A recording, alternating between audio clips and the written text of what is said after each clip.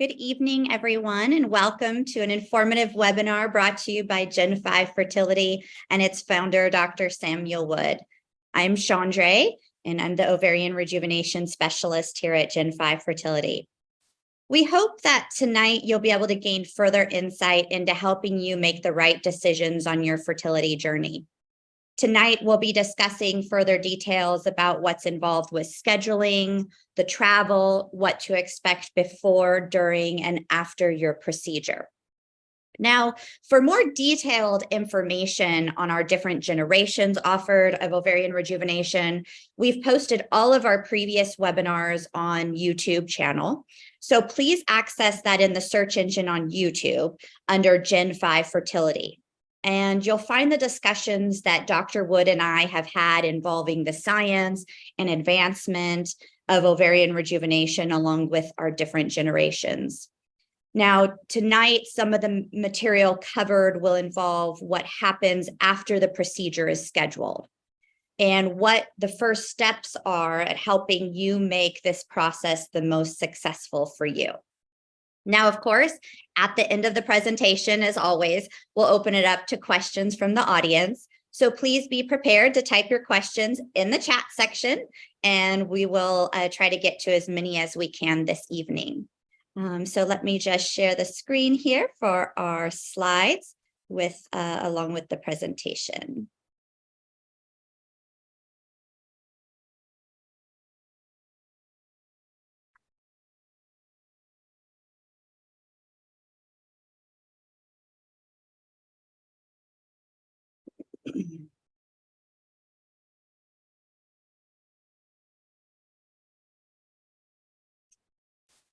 All right, ovarian rejuvenation. We love this subject here at Gen 5 Fertility. So just a few basics that we will still go over tonight, even though it's been in more detail in some of our previous webinars posted. A little bit about the improvement that happens with ovarian function. It can help people with ovarian insufficiencies that happens when a woman is experiencing premature menopause or early menopause, premature ovarian failure or insufficiency. We do have different generations offered here, generation 1, 2, 3, and 4, and then of course our generation R. So all are designed to further increase the concentration of growth factors that you'll receive from your activated platelets. Now, each of these procedures are designed for specific patients, but in some cases, you might have more than one option. So one is not necessarily better than the other, as we've discussed in previous webinars. Now, reproduction versus menopause symptoms. So age sometimes is just a number. We've had patients need to come to us from ages as young as teenagers who have experienced abnormalities with their menses and premature ovarian insufficiency, well into the late 40s. Quality of life can be experienced with PRP2. We have some patients that don't just come for reproduction, but maybe they're past the age of 50 and they're doing it just for menopause symptoms. We've learned that there's been important improvements that we've seen that are possible for women, including improved sexual function, sleep quality, cervical mucus production, energy level, scalp and hair growth, and skin appearance. So, of course, this is ever evolving as we see more and more benefits that women do experience from issues that they might have with menopause. Now, on your procedure day, once you've had that consultation with Dr. Wood, a procedure has been discussed that might be best for you. What is involved in that? What do you have to look forward to coming to visit us here at Gen 5 Fertility in beautiful San Diego? So when the PRP treatment starts, you'll have your blood drawn, and we take that blood, we separate the plasma from the red blood cells and extract the white blood cells and platelets. Now, the injection process is very specific to how Dr. Wood performs the injection. He'll be using a vaginal ultrasound to specifically guide and inject the PRP into ovarian tissue, targeting follicular growth. It's near painless procedure for virtually all women, and it almost never requires any anesthesia. Now, when to schedule? Many patients are already menopausal and don't have an actual cycle day. Either they're irregular or haven't had menses in quite some time. So it doesn't need to be on a certain day in that case. But for women who are still having regular cycles, which means a period every month, we ask that they schedule their procedure during the early first half of their cycle, preferably cycle day 2 through 8, or sometimes 2 through 10. And that is the ideal time for that to happen. Now, we'll be looking ahead at the schedule and helping you get the best time during your cycle. Now, during the cycle, right now at Gen 5, the procedure is done on Mondays, Tuesdays, Wednesdays, and Fridays. The procedure is usually booked out about a month because, again, Gen 5 offers all the different generations, so we have patients come from all over the world for this. We can be booked out. After your consultation, we'll evaluate when your next period is, if you have one, and see where we can fit you into the right timeline for you. Now, regardless of what day this is done, the patient always arrives at the same time, by between like 8 and 8:30 in the morning is what we suggest. And this is just a little slide that I like to show a little bit about some of the blood processing that happens. I am the one that processes it in the lab in most cases. So again, as was mentioned in previous seminars, the whole blood is taken. There's a process of centrifuging, incubating in some of the procedures, depending on which generation is chosen for you.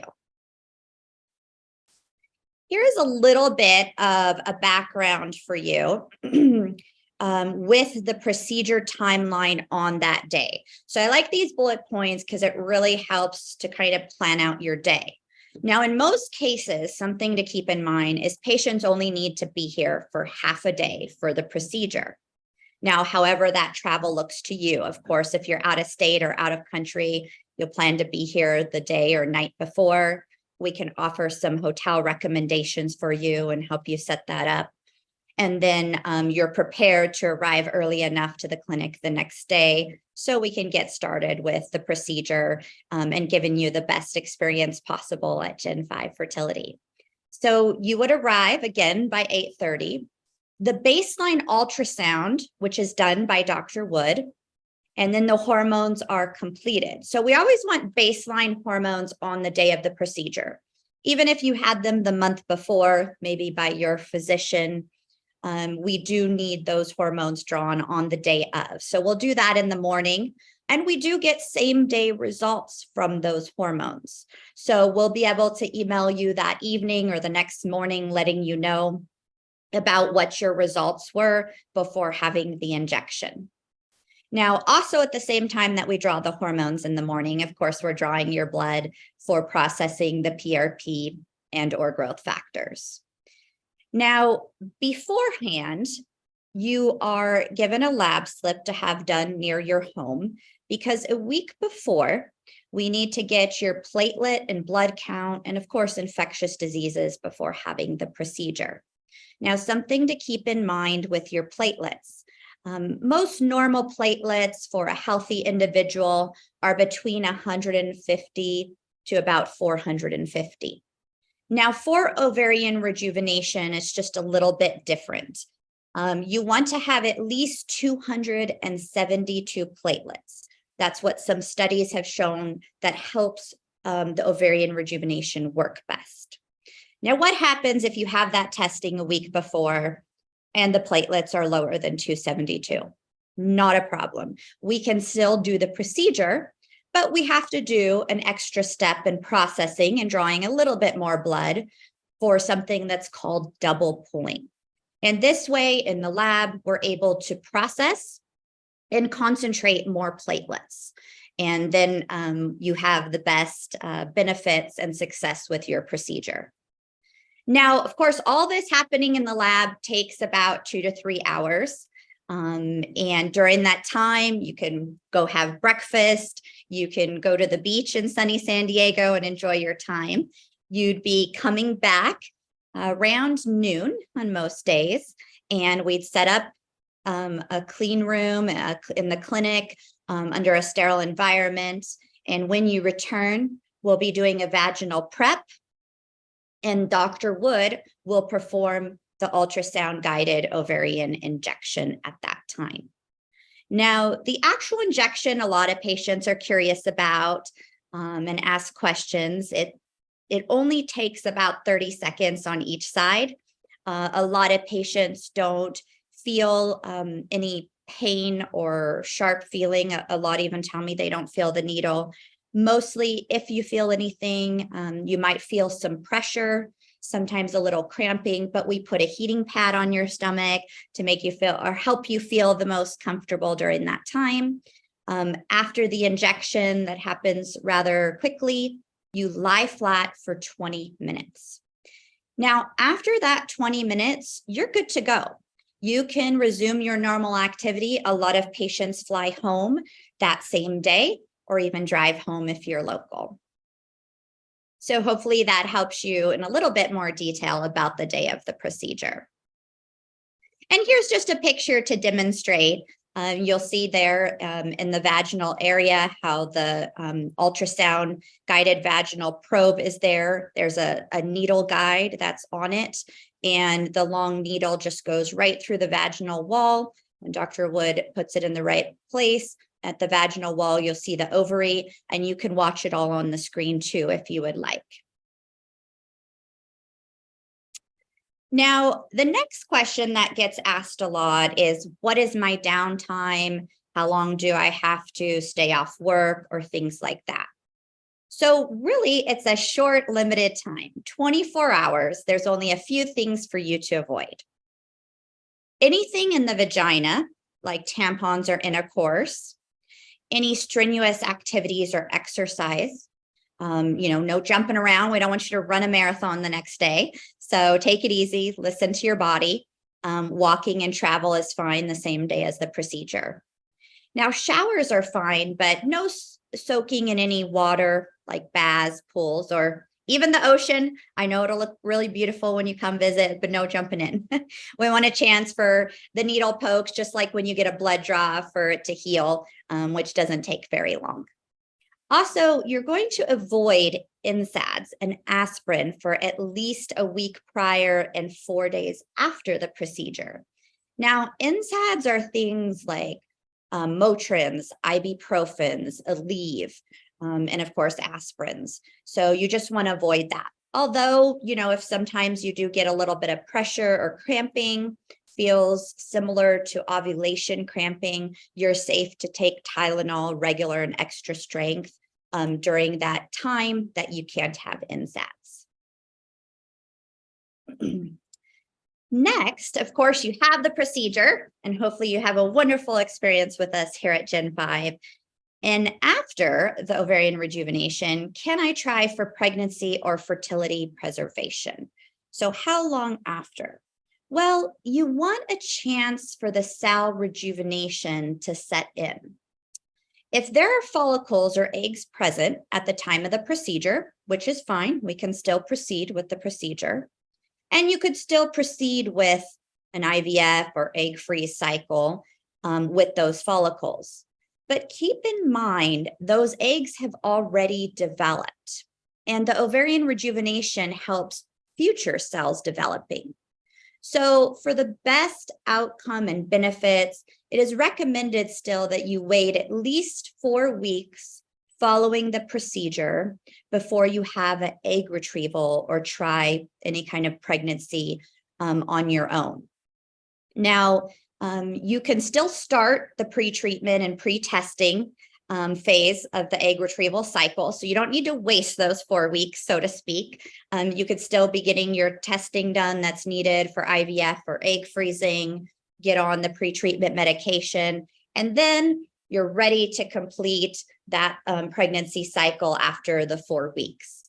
So many patients tend to just come for that day of the procedure, go back home.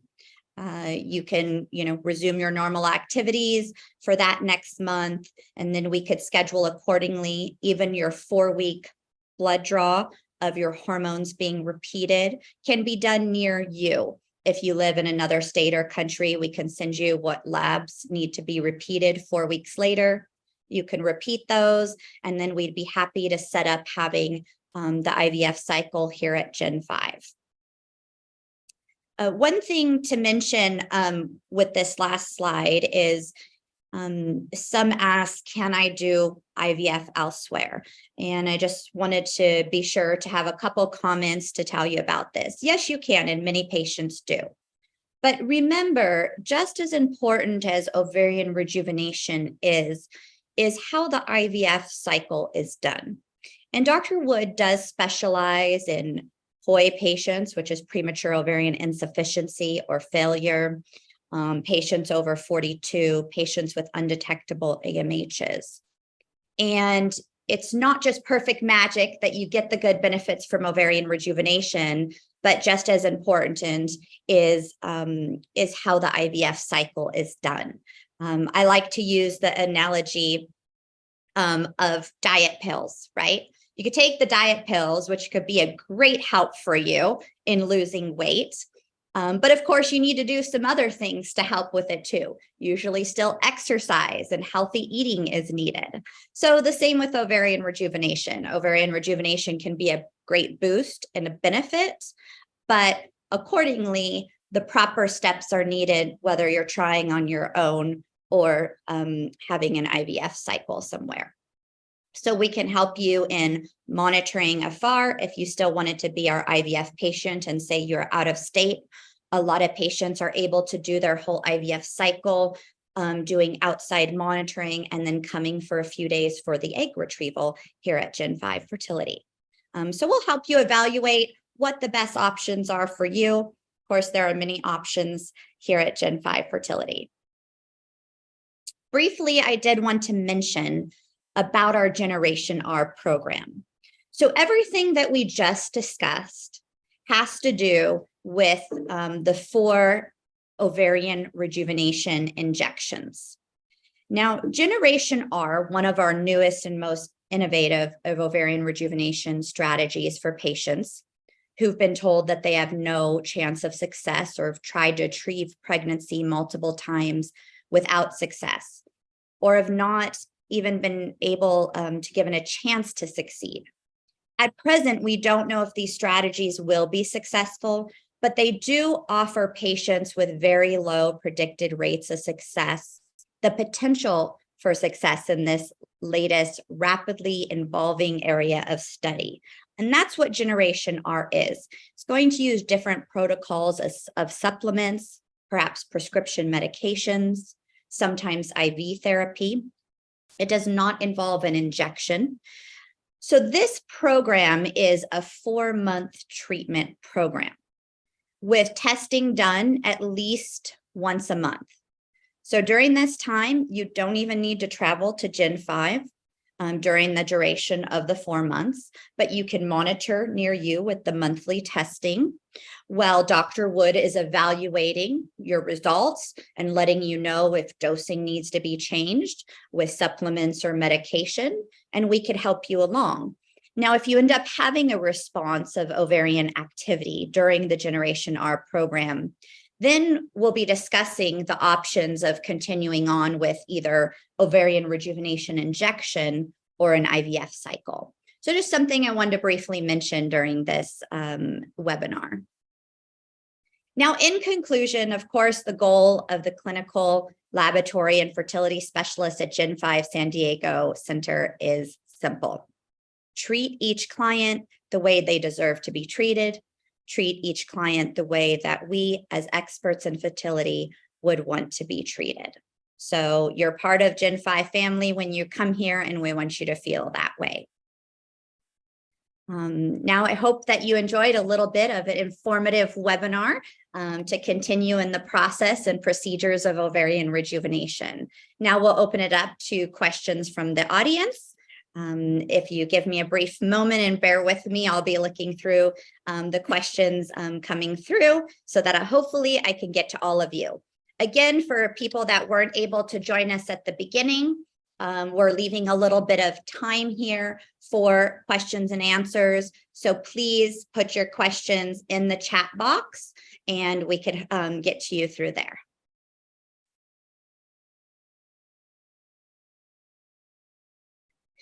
One of the questions brings up about how much does ovarian rejuvenation cost? So there is a range. Just as mentioned, we have 4 different generations, including generation R. And so it depends on which one that you are eligible for or that are going to fit your fertility history and your goals, whether it's for menopause or fertility. So the range is usually between about $2,000 to $10,000, depending on which ovarian rejuvenation you would need. And we'll help you narrow that down once we have the consultation with you and see what fits your profile.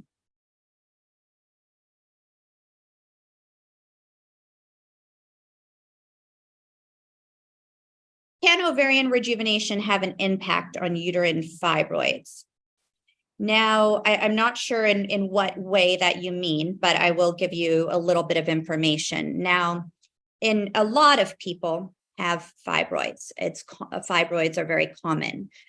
Sometimes the fibroids can be so large that they do block the ovaries. And so we're not able to access an ovary. But one good thing that has been researched is injecting one ovary has been just as successful as injecting 2. So in some cases, patients have only had one accessible. One might be behind bowel, behind uterus, behind a fibroid, or they have endometriosis and it's stuck behind the uterus. And so we're only able to access one ovary. But the success has proven to be just the same, whether it's 1 or 2, because those 2 ovaries are part of the endocrine system and they communicate with each other. In fact, there's even been many in the studies where the one that was injected, it was the opposite one that responded. So that is good news if your fibroids are rather large. Now, the ovarian rejuvenation isn't going to create anything bad when it comes to fibroids because it is injected into the ovaries. And so with the ovaries, we're concentrating on pregnancy, egg production. Whereas when it's time for pregnancy, that's when the concern of the uterus comes into effect and where the fibroid placement and sizes will be reevaluated at that time. But our goal first is just to get those healthy eggs and create those healthy embryos for you. So this procedure does not require anesthesia. Once again, it doesn't. We have found that most individuals tolerate it just fine. In fact, I'm there assisting Dr. Wood in most of the procedures, and I always ask patients how they felt, if they could feel the needle or anything like that. And most have minimal discomfort. It's rather fast that they don't understand why anyone would do anesthesia for it. So it's not necessary. A lot of patients are able to travel on their own, even drive themselves if they wanted to, if they're not having any anesthesia or pain meds.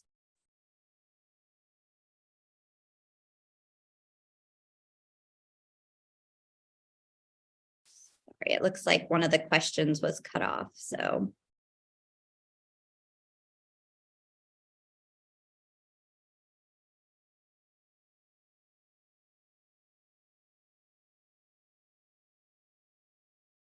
What is the age limit?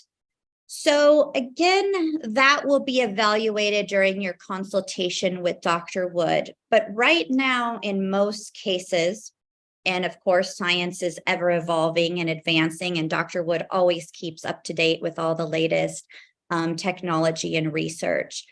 But right now it's 49 years old. And so after that, you can still pursue ovarian rejuvenation, but it will be with menopause purposes. Now, if more women start to respond when it comes to creating normal embryos and having a baby of their own with their eggs at older ages, then of course that limit will go up. But since the response has been under 48 years old, the limit when it comes to reproduction is 49, but we have many women in their 50s who do ovarian rejuvenation for, as mentioned before, better quality of life, and to relieve some of those daily menopausal symptoms that they have. And ovarian rejuvenation for menopause symptoms does tend to last longer. A lot experience relief for at least a year. So some will come just do it yearly as maintenance, just like someone would for facials or massages. Okay, so next question. Oh, this is wonderful. Why do they test your hormones the day of? Does it affect whether you can do the procedure? No, you can still move on with the procedure. But what happens with testing the hormones on the day of, it gives us a baseline. So we're doing all 5 endocrine hormones. That's the AMH, the FSH, the LH, the estrogen, and the progesterone. We're getting what your baseline is. This also helps in deciding if you are going to pursue pregnancy on your own or do IVF or egg freeze. Some patients need to be on pre-treatment. So of course, here at Gen 5, everyone is treated as individuals according to what their body needs and not a set protocol. So based on your hormone levels, Dr. Wood is going to make the decision of what pre-treatment might be necessary in moving forward.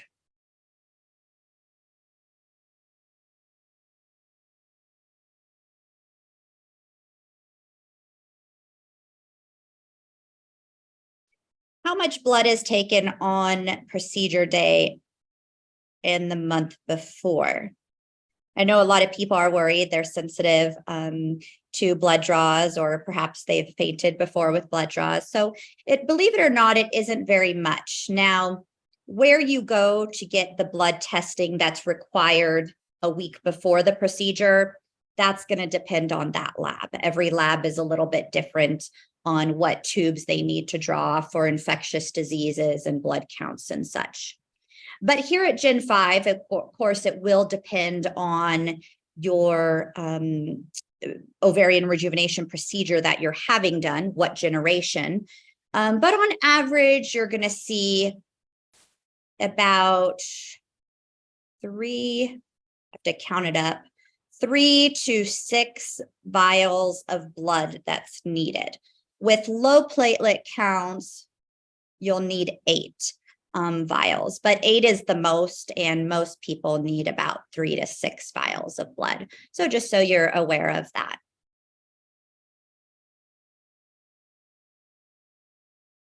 How much time do I have? A couple more? Yeah. I might be able to take a couple more questions, so I'm just checking on that.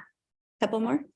5 more minutes? Okay, wonderful. All right, I'll be able to get to a few more questions. I love all the wonderful questions that are coming in, so keep them coming.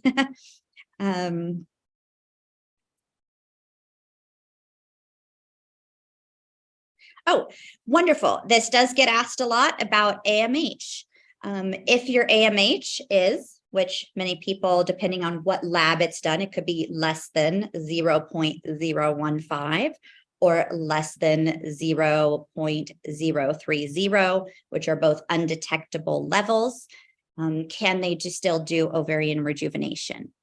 Yes, and there was a study done that, of course, Dr. Wood follows, that AMH is not always a precursor to know if someone has eggs left. So even with undetectable AMH, you still can have eggs left. So most importantly, what we want to see is what your FSH and LH level is and your estrogen.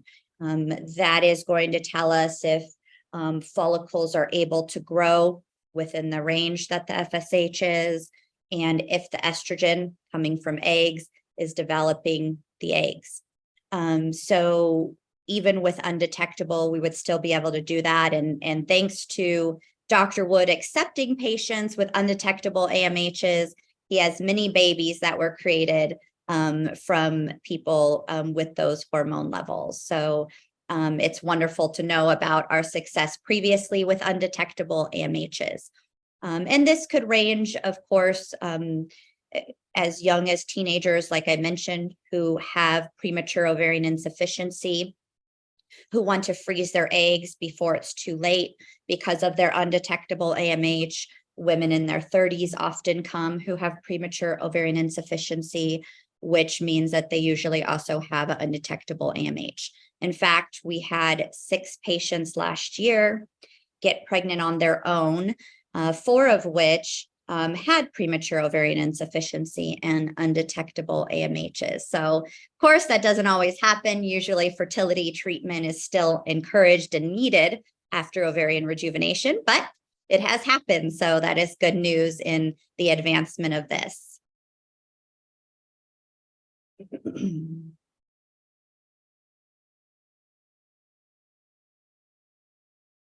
Is there a timeline for how soon the impact will be and how long the effect will last? I'm glad that this question came up because we were talking about the different generations and, of course, the 4 weeks later starting fertility preservation. Some of the ovarian rejuvenations do last a little bit longer than others. The range for the different ones is around 3 to about 6 to 7 months. Now, everyone's different. Dr. Wood has had a patient where the benefits lasted for 1 to 2 years. That is rare. The average is 3 to 7 months with the different generations. So we'll let you know based on what generation Dr. Wood recommends for you, how long we should be seeing benefits and how that can help you in your fertility journey. And do I have time for one more? Yeah, okay. One more.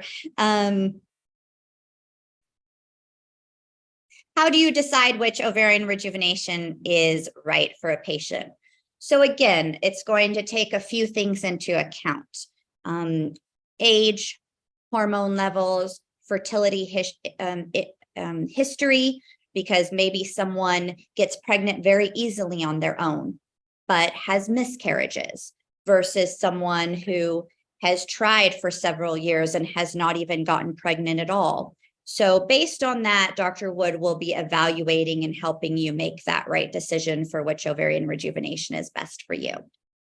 I'm sorry that our time is up. If when it comes to the questions answered, there's so many wonderful questions on here. I wish I could get to them all, but we will be reaching out to you and discussing or hopefully be able to answer some of these questions. Feel free to remember that everyone that attended this webinar gets the $50 voucher for a one-on-one consultation. So Dr. Wood and I would be happy to be talking to you in one of our consultations and find out what's best for you and what works for you.